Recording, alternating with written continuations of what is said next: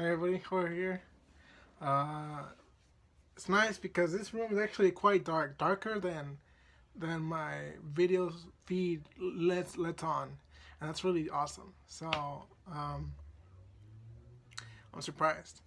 I'm reviewing Birth of a Nation by Mr. Parker, directed by Parker, something Parker.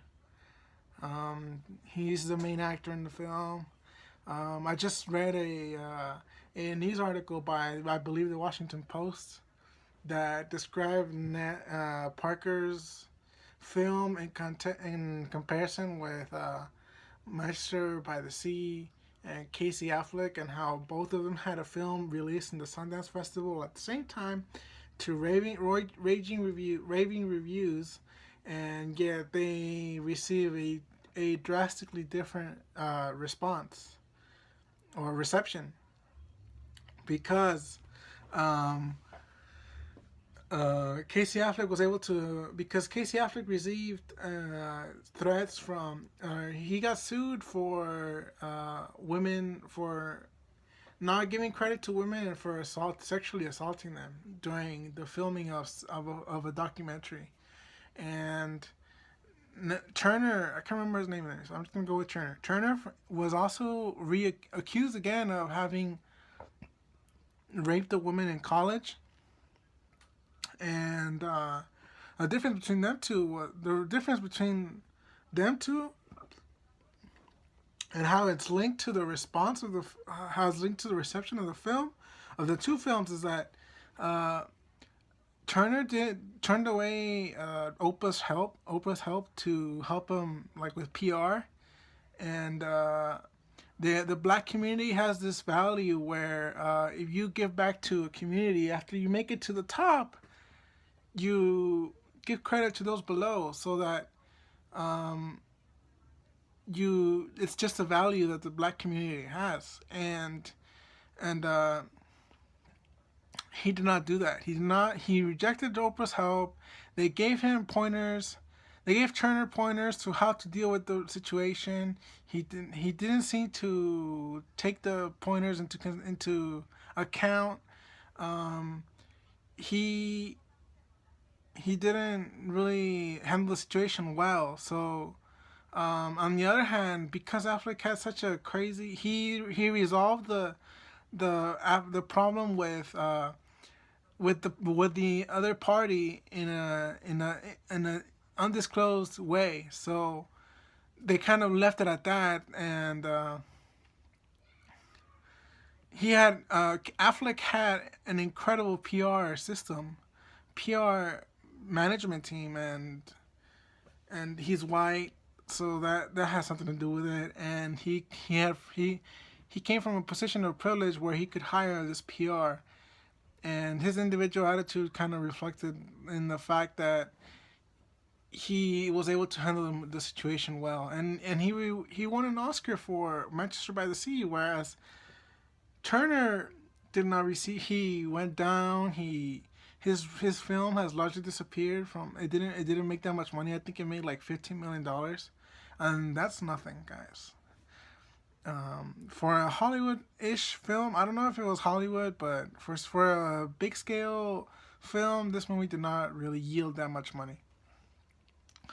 Um, so and then he rejected help, and his individual attitude. He didn't take the avenues of uh, of help. So yeah, that's the movie itself.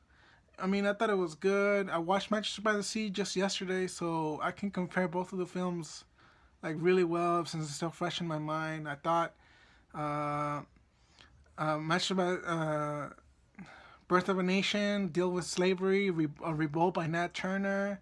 It's off the bat. It's really strong content, and I can make sense because how are you going to? I mean, and I just thought, this is a very realistic movie, and like you could see the scars on Nat Turner's back, and you can see them stitch it back up.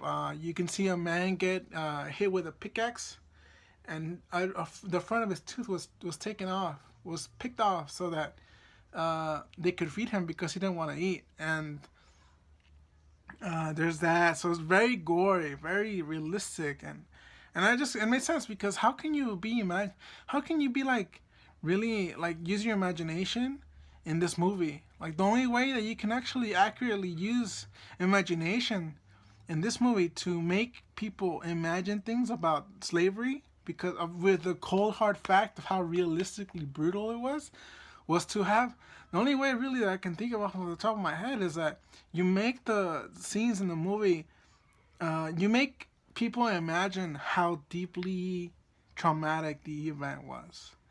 You can't really, because when you use your imagination, you use it to save you and to rescue you from your plight and your struggles. And in this sense, you can't do that. You have to use it to imagine, to create these holes in people's imagination, and to solidify them with pain, pretty much. And that sounds horrible, but it's the truth because in some ways that's the only way that you can actually accurately figure out how people were traumatized. So yeah, that's the movie. It was very realistic, very gory, very strong. It wasn't very gory, but it was gory.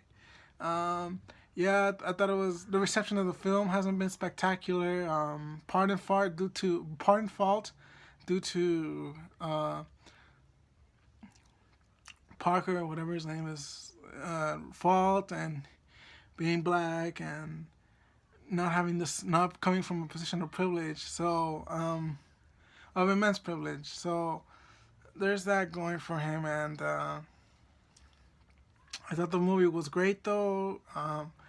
Um, you get to see the revolt happen, and you get to see the effects of that and how they try to tarnish his legacy. They tell you in the very end what they try to do to tarnish his legacy, but it's still based from this film. You know, as as a as a token of this film's making, you get to see that the legacy lives on through this film. So, thanks for watching.